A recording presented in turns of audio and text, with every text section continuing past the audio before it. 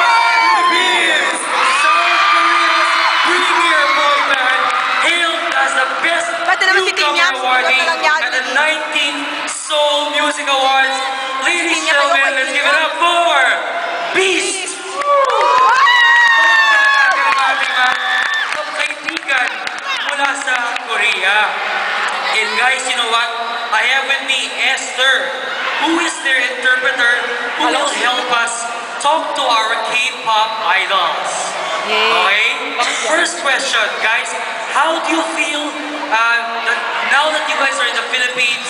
How has your Philippine experience been so far? Your eyes jingle. 동안 필리핀이 어떠셨는지 말씀해 주세요. 네, 일단 장훈아! Dali, tayo siya kami tayo. 감사하고 이렇게 큰 Tayo ko dapat sa akin, gano'n. Ang sabi daw nila, tuwang-tuwa raw sila sa Pilipinas, napakabait daw lang ng mga tao, nafe-feel daw nila ng pagmamahal ng mga Pilipino sa Hindi kanila. pa nga. Am I right, Esther? See, I understand Scripted. Korean. I am like a brother to you guys, right? Yes. Seryoso na to. So after that, what are your future plans in the Philippines? Sarang 있으시다면 Ayun, kayo ah. Wala, ganun talaga eh. Ano po yung solo flight tour? Ayun, no, 네, 일단 내일이죠. 세르데이 나이트에 이제 이용고 생방송에 참가하게 됐습니다. 너저 사랑해! 장훈아, 사랑해! 사랑해! 야상!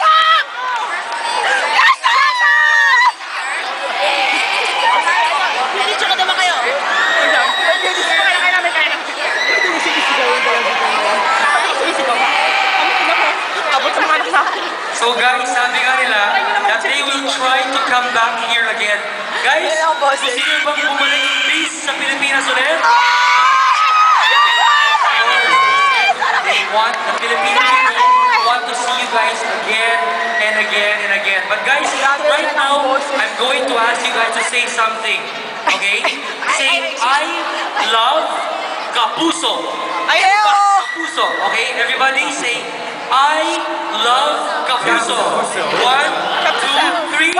I love Kapuso! Lahat tayo Kapuso, pati ang mga beast, Kapuso. Talaga, yan naman talaga. Sobrang enjoy.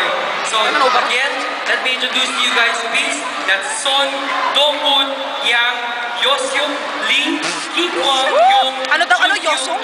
Tama ba yun? Nagkamali siya? Nagkamali ba siya kay Yosong, ha? Okay. So guys, our celebration continues when GMA at 60 returns. Thanks!